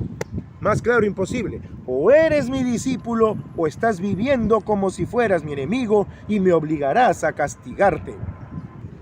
Nosotros debemos saber entonces, como discípulos de Cristo, a quién servimos. No servimos a un maestro cualquiera, no servimos a un profeta cualquiera.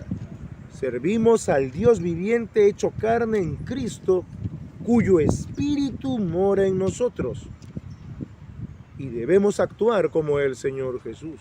Pero eso solo es posible cuando conocemos la palabra de Dios y la vivimos. Vale decir, cuando tenemos doctrina. Pero el Señor da dos advertencias más. Vamos por favor ahora a Mateo. capítulo 12, el pasaje que en paralelo estamos leyendo a Lucas 11. En Mateo 12, versículos 31 al 42, el Señor amplía por intermedio de su siervo Mateo lo que el buen Lucas, el médico amado, ya nos había compartido. Vamos a leer Mateo capítulo 12, versículos 31 al 42. ¿Qué dice la Escritura, por favor? Por tanto os digo, todo pecado y blasfemia será perdonado a los hombres, mas la blasfemia contra el Espíritu no les será perdonada. A cualquiera que dijera alguna palabra contra el Hijo del Hombre, le será perdonado, pero al que hable contra el Espíritu Santo, no le será perdonado, ni en este siglo ni en el venidero. O haced del árbol bueno y su fruto bueno, o haced del árbol malo y su fruto malo, porque por el fruto se conoce el árbol. Generación de víboras, ¿cómo podéis hablar lo bueno siendo malos? Porque de la abundancia del corazón habla la boca. El hombre bueno saca del buen tesoro del corazón, el hombre bueno del buen tesoro del corazón saca buenas cosas. El hombre malo del mal tesoro saca malas cosas. Mas yo os digo que de toda palabra ociosa que hablen los hombres, de ella darán cuenta en el día del juicio. Porque por tus palabras serás justificado, y por tus palabras serás condenado. Entonces respondieron algunos de los escribas y de los fariseos, diciendo: Maestro, deseamos ver de ti señal. Él respondió y les dijo: La generación mala y adúltera demanda señal, pero la señal no le será dada, sino la señal del profeta Jonás.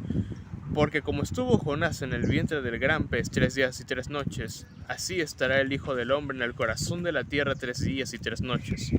Los hombres de Nínive se levantarán en el juicio contra esta generación y la condenarán, porque ellos se arrepintieron a la predicación de Jonás, y he aquí más que Jonás en este lugar.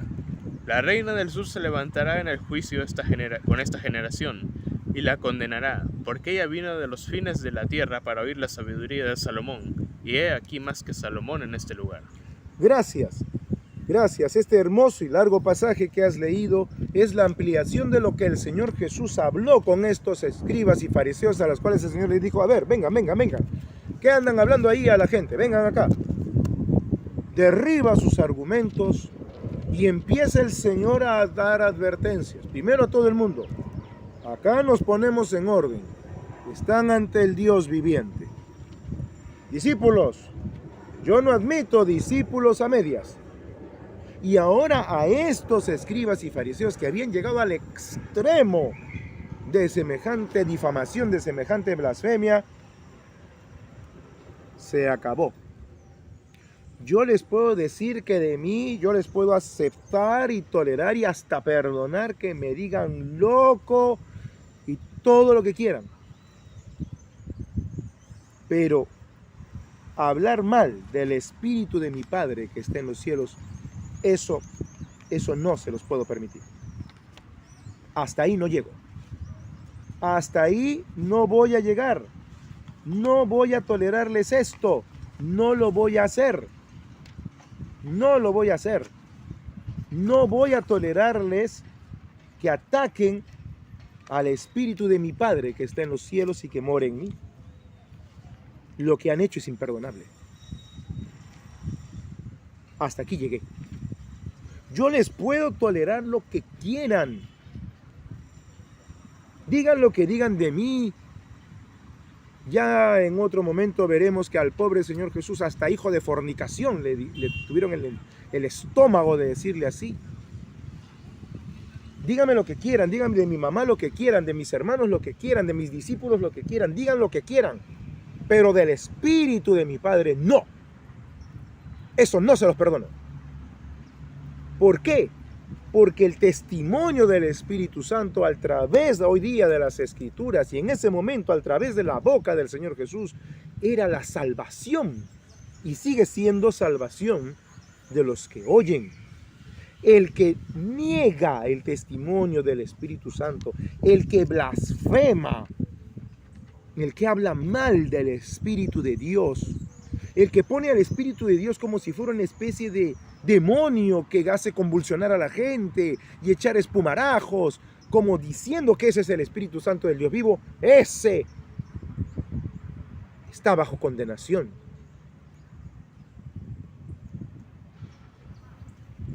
No. Nadie va a llegar a mi Padre que está en los cielos blasfemando contra el Espíritu de mi Padre que está en los cielos. Nadie va a llegar a ser salvo si no le cree al Espíritu Santo a través de la Biblia, a través de las Sagradas Escrituras. Si yo digo, no, es que yo soy una buena persona, yo hago cosas buenas, mientes, porque eres malo, lo leíste, o haced del árbol bueno y su fruto bueno, o haced del árbol malo y su fruto malo, porque por el fruto se conoce el árbol. Y dice, generación de víboras, ¿cómo podéis hablar lo bueno siendo malos? Yo hoy día hago una gran maldad contra una persona de afuera, no llevándole el evangelio, pudiendo hacerlo. Defraudo a mis hermanos y doy mal testimonio de mi Señor. Y así digo que muere el amor de Dios en mí. ¿Cómo puedo hacer eso? No debo hacerlo en ninguna manera. El Señor Jesús fue claro con los escribas y fariseos. Nadie llegará a ser salvo negando el testimonio, burlándose, atacando o diciendo que es satánico el testimonio del Espíritu de Dios. Solo el que se arrepiente e invoca el nombre del Señor será salvo. Todo aquel que tuerza la doctrina de Cristo, que desvirtúe las enseñanzas del Señor Jesús, no es hijo de Dios. Por ahí hay muchos que dicen, hey, yo soy tu hermano, yo soy cristiano, yo también sirvo a Cristo, pero si desvía y tuerce las palabras del Espíritu del Dios vivo, que las dejó escritas aquí en la palabra de Dios, ese miente y está bajo condenación, porque todo aquel que tuerce las palabras del Espíritu del Dios vivo está condenado por Jesucristo nuestro Señor. Esa persona está condenada. Así que el Señor Jesús da advertencias a todos los que estaban con él. Después nuevamente de derribar, de tirar al suelo los argumentos de los escribas y de los fariseos, el Señor Jesús les advierte a todos que Él es Dios y que Él ha vencido al mundo y que Él es el más fuerte. A sus discípulos que Él no acepta discípulos a medias. A estos les dice, ustedes están bajo condenación porque blasfemaron contra mi espíritu, el Espíritu de Dios. Quisieron acomodarla a los fariseos y los escribas. Bueno, maestro, sí, pues no. A ver, haz una señal. Haznos una señal y ya con eso ya nos callas la boca. No, les dijo el Señor. Señal no les será dada. ¿Saben? ¿Quieren ver una señal? Cuando me vean en la cruz, ahí van a tener su señal. ¿Quieren una señal? No les voy a hacer acá un show. El Espíritu del Dios vivo que mora en mí no les va a hacer un espectáculo, un show acá. ¿Qué se han creído? Primero dicen que mi Espíritu Santo es el espíritu de Beelzebú y luego vienen a pedirme señal como si fuera un milagrero. No. Ustedes tienen que arrepentirse. Miren, ustedes son tan duros, hasta la reina del sur se levantará en juicio contra ustedes y los condenará. Porque ella quería escuchar la sabiduría de Salomón. Y aquí más que Salomón en este lugar. La gente de Nínive, a pesar que Jonás no quería ir y fue en obediencia a Dios al final, se arrepintieron. Y ustedes, que tienen a más que a un Jonás aquí, ¿se atreven a decir eso del Espíritu del Señor? ¿Que mora en mí? No. Y se atreven, siendo religiosos, por eso les dice, ¿cómo siendo malos podéis hablar lo bueno? No. El Señor fue claro. Y Él era muy celoso y muy tajante. Y lo sigue siendo hasta el día de hoy. Solo aquellos que estén dispuestos a escuchar el testimonio del Espíritu de Dios a través de la Escritura, que ha venido a dar testimonio de Jesucristo nuestro Señor y Dios, será salvo. Nadie alcanzará al Padre ni por obra buena, ni por pensamiento bueno, sino por escuchar el testimonio del Espíritu de Dios dado a través de las Sagradas Escrituras, que habla de la muerte, sepultura y resurrección del Señor Jesús y de su venida para juzgar a este mundo. Ese es el poder del Espíritu del Señor. Así que el Señor había dado 3 advertencias ya, pero va a dar una última y con eso cerramos esta enseñanza de la vida del Señor Jesús y de su ministerio. El Señor Jesús primero había advertido a todos que Él era Dios y que Él había vencido. En segundo lugar, el Señor Jesús da una advertencia a sus discípulos de que Él no acepta discípulos a medias. Acá no hay santidad a medias, o estás conmigo o estás contra mí. Dio una advertencia a los fariseos y escribas. Hasta ese momento les seguía dando oportunidad. Ustedes están condenados por negar el testimonio del Espíritu de Dios. Arrepiéntanse. Negar el testimonio del Espíritu de Dios, no esperen que ni en la otra vida se les perdone. Si te mueres negando lo que el Espíritu de Dios dice de Cristo a través de la Biblia, a través de la palabra de Dios, te vas al infierno. Si niegas lo que dice la Escritura, no esperes que en el otro mundo seas salvo. Pero la última advertencia que el Señor Jesús da, se la da justamente al hombre que había sido sanado y liberado. Y vamos por favor a Lucas, ya para ir cerrando esta bella mañana de enseñanza de la palabra de Dios. Vamos a Lucas capítulo 11, donde estamos, versículos 24 al 26. Lucas 11, 24 al 26. ¿Qué dice por favor la Escritura en Lucas 11, versículos 24 al 26? Cuando el espíritu inmundo sale del hombre, anda por lugares secos buscando reposo, y no hallándolo dice, volveré a mi casa de donde salí. Y cuando llega, la halla barrida y adornada. Entonces va y toma otros 7 espíritus peores que él, y entrados moran allí. Y el postrer estado de aquel hombre viene a ser peor que el primero. Muchas gracias. Esto era definitivamente hacia el hombre que había estado endemoniado. Cuidado. Cuidado con la vida que vas a llevar ahora. No vaya a ser que te venga algo peor. Cuidado. El haber sido liberado y sanado fue un acto de gracia del Señor Jesús. Este hombre, pecador como cualquiera, recibió un beneficio directo del Señor Jesús. Pero ya había ocurrido algo en la vida del Señor Jesús que fue muy triste respecto a una situación parecida. Vamos a Juan, por favor. Juan capítulo 5, casi empezando el Evangelio de Juan. Juan capítulo 5, después de Lucas Juan capítulo 5, versículos 1 al 16. En Juan 5, versículos 1 al 16, encontramos otro caso de un hombre que había sido también sanado por el Señor Jesús. ¿Qué dice la Escritura en Juan 5, del 1 al 16, por favor? Después de estas cosas había una fiesta de los judíos, y subió Jesús a Jerusalén. Y hay en Jerusalén, cerca de la puerta de las ovejas, un estanque llamado en hebreo Betesda, el cual tiene 5 pórticos. En estos yacía una multitud de enfermos, ciegos, cojos y paralíticos que esperaban el movimiento del agua. Porque un ángel descendía de tiempo en tiempo al estanque y agitaba el agua. Y el que primero descendía al estanque después del movimiento del agua quedaba sano de cualquier enfermedad que tuviese. Y había allí un hombre que hacía 38 años que estaba enfermo. Cuando Jesús lo vio acostado y supo que llevaba ya mucho tiempo así, le dijo, ¿qué ¿quieres ser sano? Señor, le respondió el enfermo, no tengo quien me meta en el estanque cuando se agita el agua, y entre tanto que yo voy, otro desciende antes que yo. Jesús le dijo, levántate, toma tu lecho y anda. Y al instante aquel hombre fue sanado, y tomó su lecho y anduvo, y era día de reposo aquel día.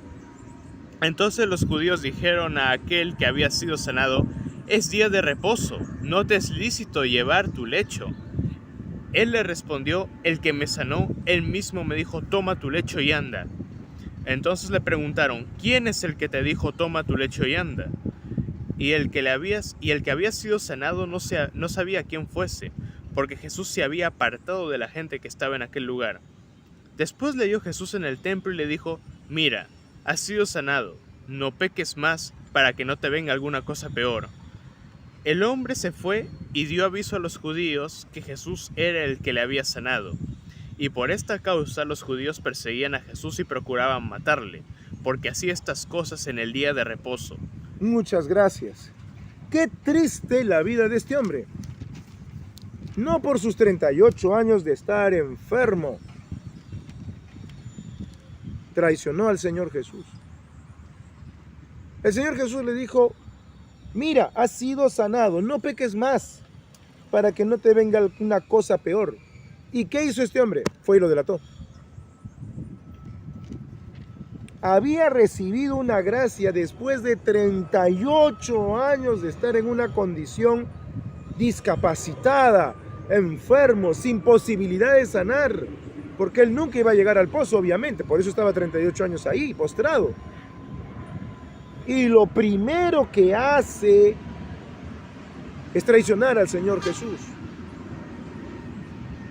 Lo primero, el Señor le advierte, no peques más, para que no te venga alguna cosa peor. No, este es el que me sanó.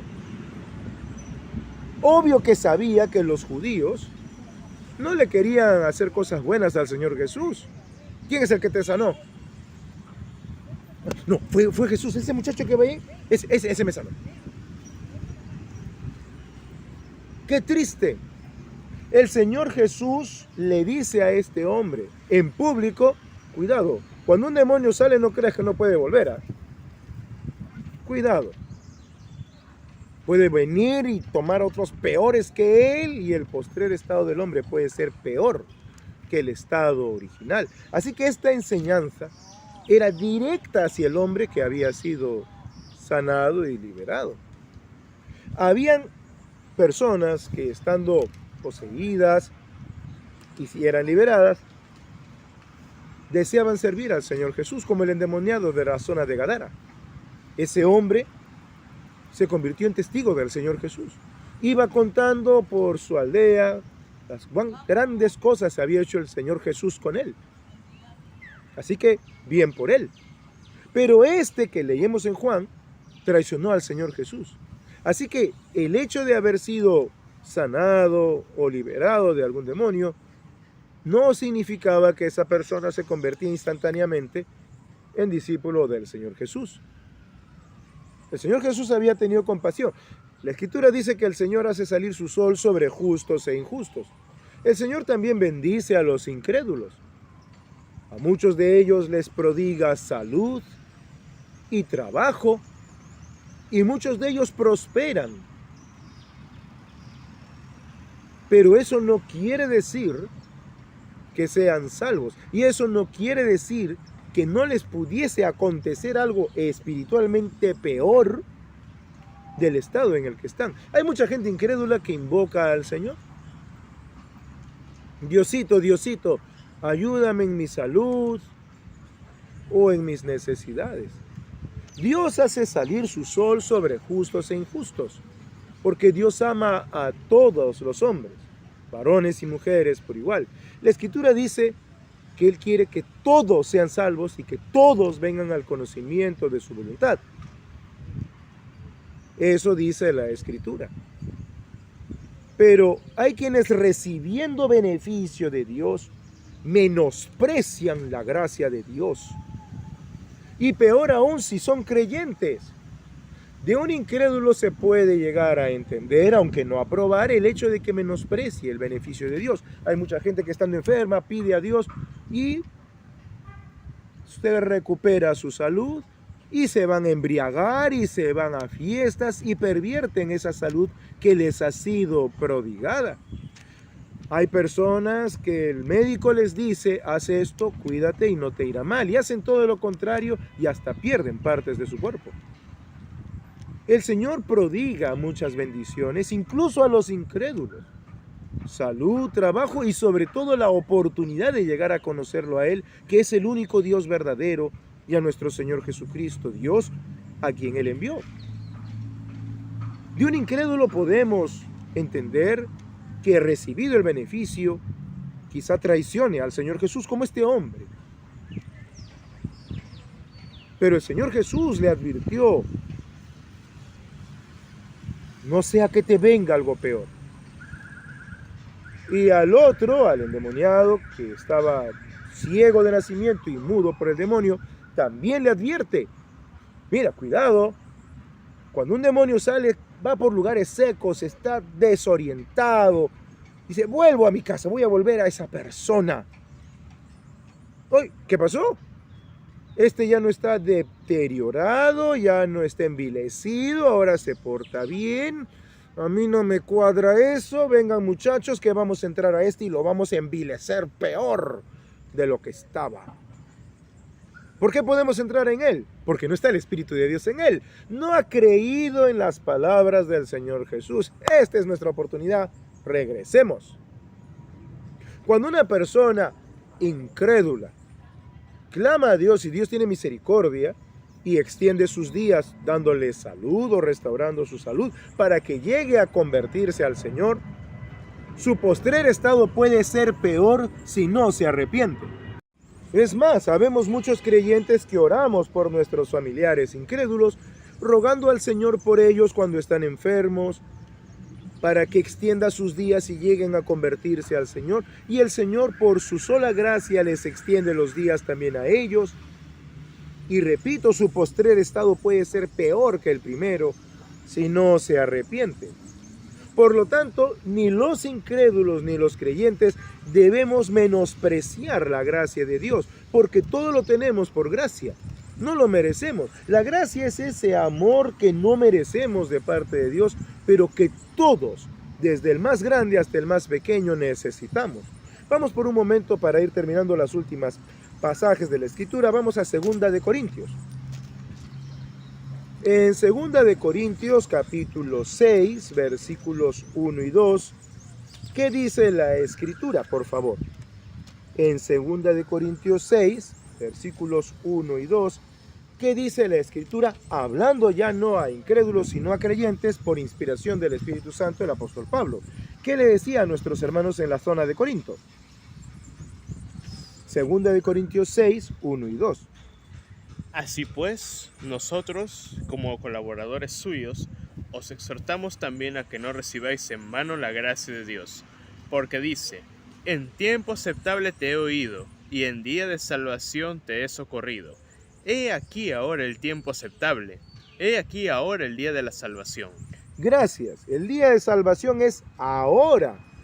Presente perfecto. No dice el tiempo de la salvación fue ayer, ni dice el tiempo de salvación será mañana. Este es un pasaje que todo creyente que quiere presentarle el Evangelio de Cristo a un familiar, a un ser querido, a un amigo, a un conocido incrédulo debe tener. He aquí ahora el tiempo aceptable. Quizá no tengas un mañana. Quizá no tengas un pasado mañana. Dios hace salir su sol sobre justos e injustos, pero tú no tienes certeza, ser querido mío, que mañana saldrá el sol para ti. ¿Cuánta gente hay que va a su trabajo y no vuelve? Porque hubo un accidente y quedó allí. ¿Cuántos hay quienes llegan a su casa y ya no encuentran a sus seres queridos? Ahora es tiempo aceptable y día de salvación. No se menosprecia la gracia de Dios. Ahora hay gracia. Quizá no la tengas mañana. Quizá no la tengas dentro de unas horas. Quizá sí. Pero si tienes todavía días que Dios te está concediendo, no menosprecies la gracia de Dios. Pero esto se lo está diciendo a creyentes. Hermanos, les exhortamos, les animamos a que no recibáis en vano la gracia de Dios. Hermano, tú has recibido la gracia de Dios. No andes en amistad con el mundo. Hermano, hermana, tú has recibido la gracia de Dios. No menosprecies las profecías, no menosprecies la escritura. No saques a Dios de tu vida como si eso fuera posible. No calles, no apagues al Espíritu Santo de Dios, dedicándote a esclavizarte voluntariamente al pecado, siendo que Cristo ya venció y lo crucificó en la cruz. Así que ni los incrédulos ni los creyentes deben menospreciar la gracia de Dios. Esta expresión, la gracia de Dios, aparece por primera vez en toda la Escritura con una persona, con la persona del Señor Jesús. Vamos a Lucas, por favor, capítulo 2. En Lucas, capítulo 2, hablando del Señor Jesús cuando era todavía un niño, dice así la palabra de Dios en Lucas 2:40. ¿Qué dice, por favor, Lucas 2:40? Es del versículo 39. ¿Qué dice la Escritura en Lucas 2:39 y 40? Después de haber cumplido con todo lo escrito en la ley, después de haber cumplido con todo lo prescrito en la ley del Señor, volvieron a Galilea, a su ciudad de Nazaret. Y el niño crecía y se fortalecía y se llenaba de sabiduría, y la gracia de Dios era sobre él. Gracias. Qué hermosa fue la vida del Señor Jesús cuando era un peque, cuando era un niño. Él aprendió y se llenaba de sabiduría, y crecía y se fortalecía. No me imagino al Señor Jesús correteando en el taller de carpintería de José, a sus 2 añitos dando sus primeros pasos, María corriendo detrás de él de repente para que no se golpee con alguna madera o se lastime con alguna cosa. Pero además de crecer y fortalecerse físicamente, ese santo niño se llenaba de sabiduría y la gracia de Dios era sobre él. Y es maravilloso que sea con la persona del Señor Jesús que la gracia de Dios, esta expresión en la Escritura, aparezca por primera vez. La primera vez que aparece la gracia de Dios es justamente con el Señor Jesús. Ahora bien, la gracia no solamente la gracia de Dios era sobre él, sino que él estaba lleno de gracia y de verdad. ¿Qué dice Juan capítulo 1, por favor? Juan capítulo 1, versículo, vamos a ver el versículo 14. ¿Qué dice Juan 1:14? En la Escritura, ¿qué dice Juan? Hablando del Señor Jesús, ¿qué dice Juan 1:14? Y aquel verbo fue hecho carne y habitó entre nosotros, entre paréntesis, y vimos su gloria, gloria como del unigénito del Padre, lleno de gracia y de verdad. Gracias. Vimos su gloria. Claro, Juanito había estado con Pedro y con Jacobo, su hermano, los chicos Boanerges, como les puso el Señor Jesús, el día de su transfiguración que vimos semanas atrás, ese maravilloso momento. Juan estaba escribiendo esto después. Vimos su gloria, gloria como del unigénito del Padre, lleno de gracia. Ese verbo habitó entre nosotros, lleno de gracia. El Señor tenía gracia para con todos, hasta con estos fariseos y escribas había tenido gracia, porque les advierte: momento, ustedes están del todo en pecado ahorita. El Señor Jesús empieza su ministerio, lo dice Marcos capítulo 1, anunciando: arrepentíos porque el reino de los cielos se ha acercado. Ese fue el primer mensaje del Señor Jesús. Arrepentíos. El Señor Jesús también nos llama a nosotros diariamente. ¿Has pecado? Arrepiéntete. ¿Qué estás esperando? Cambia, renuncia, deja. Haz lo que tienes que hacer. No me vengas a pedir perdón. Pide perdón y arrepiéntete. El reino de los cielos se ha acercado. Está en tu vida. Estoy yo en tu vida por mi espíritu. Y entonces a los hermanos les dice que no menospreciemos la gracia de Dios. No podemos menospreciar la gracia de Dios porque menospreciar la gracia de Dios es menospreciar al Dios de gracia. Menospreciar la gracia de Dios es menospreciar al Dios de gracia y es menospreciar al Señor Jesucristo, que está lleno de gracia y de verdad. Y a esto, para ir concluyendo ya, debemos recordar un par de cosas. Y es que nosotros no somos salvos de la condenación que merecen nuestros actos por nuestras buenas obras. Estos escribas y fariseos hacían cosa buena y hablaban cosas buenas hasta que se toparon con la verdad, Cristo, y salió la maldad de su corazón. Nosotros somos salvos por la gracia de Dios, por este amor inmerecido que el Señor nos tiene, pero que, repito, tanto necesitamos. Vayamos al penúltimo pasaje de esta mañana, a Efesios capítulo 2, versículos 8 y 9. En Efesios 2, 8 y 9, vamos a recordar rápidamente lo que la Escritura dice acerca de nuestra propia salvación. En Efesios capítulo 2, versículos 8 y 9, ¿qué dice la Escritura? Porque por gracia sois salvos por medio de la fe, y esto no de vosotros, pues es don de Dios, no por obras, para que nadie se gloríe. Muchas gracias. Entonces nosotros no somos salvos por obras, no somos salvos porque seamos buenas personas, seamos muy correctos o ayudemos de cuando en cuando a los demás. Somos salvos por la gracia de Dios que recibimos por medio de la fe en nuestro Señor Jesucristo, y nosotros no podemos recibir la fe en nuestro Señor Jesucristo a menos que escuchemos la palabra de Dios, del Espíritu Santo, que tiene el poder de abrir nuestros oídos y prepararnos para recibir la fe en Cristo Jesús. No podemos recibir la gracia de Dios porque hagamos buenas obras, porque escrito está: no hay quien haga lo bueno, no hay quien busque a Dios, no hay ni siquiera uno. Pero cuando la palabra de Dios, que es viva y eficaz y más cortante que toda espada de dos filos, corta y penetra a mis oídos, me deja listo para recibir la fe en el Señor Jesús. Así que no debemos menospreciar la gracia de Dios, porque es menospreciar al Dios de la gracia y a nuestro Señor Jesucristo, quien es Dios. Debemos recordar que nuestros seres queridos y amigos y conocidos solo pueden ser salvos, igual que nosotros, por la gracia y el amor inmerecido de parte de Dios hacia nosotros. Pero cuando ya somos creyentes, tampoco debemos menospreciar la gracia de Dios. No debemos burlarnos de nuestro Dios, no debemos hacer mofa de nuestro Dios ni de sus santas palabras. Debemos ser celosos de nuestro Dios. Y por último vamos a terminar yendo a la carta que Pablo le escribió a Tito. Vamos por favor a Tito capítulo 2. En Tito capítulo 2, los versículos 11 y 14, todo creyente que particularmente es joven, aunque también si lo es mayor o niño debe tener esto presente, pero particularmente joven, como joven era Tito, debe tener este pasaje siempre en su corazón.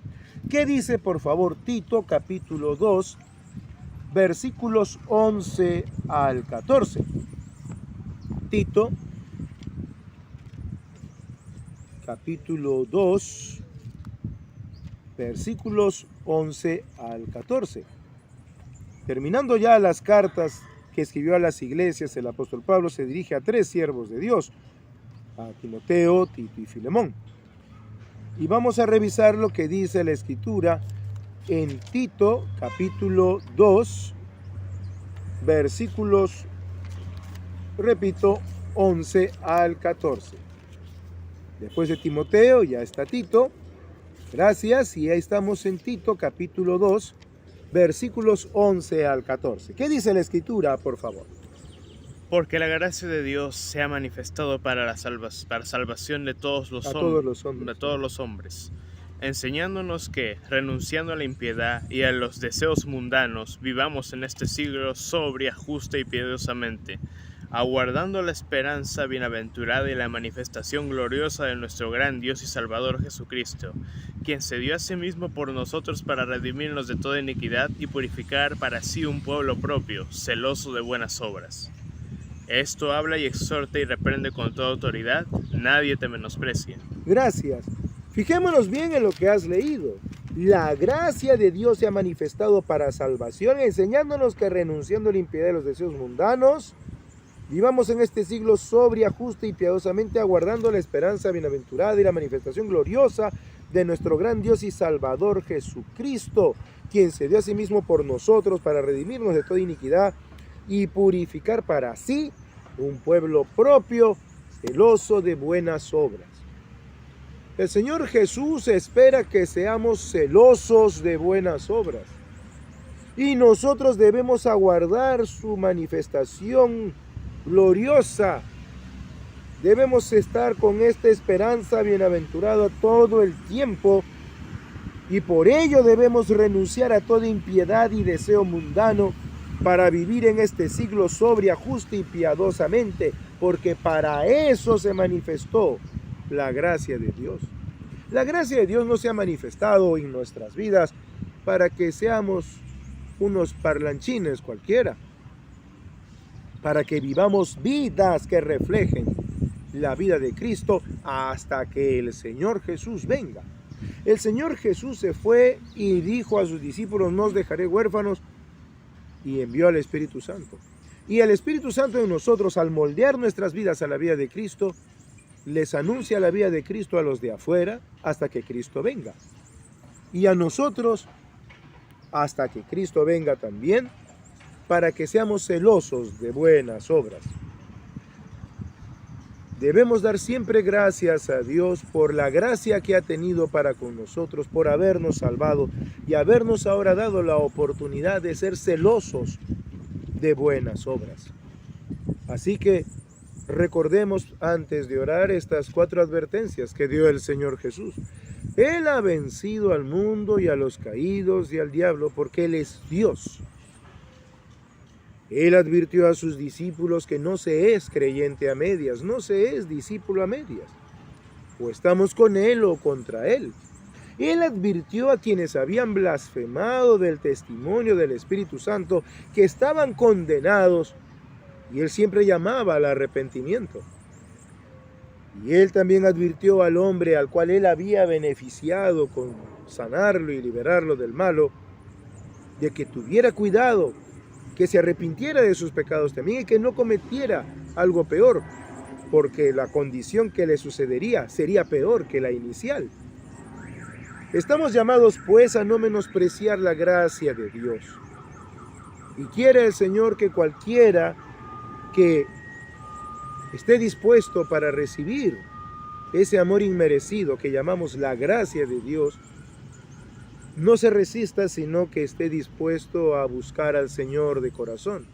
Y si es hijo de Dios, a vivir la vida santa que el Señor Jesús ganó para que la viva hasta que el Señor Jesús regrese. Y ahora vamos a orar a nuestro Dios, como el Señor Jesús también nos enseñó, con la ayuda de su Espíritu, para cerrar este bello tiempo que hemos tenido en esta mañana. Así que en este momento vamos a orar.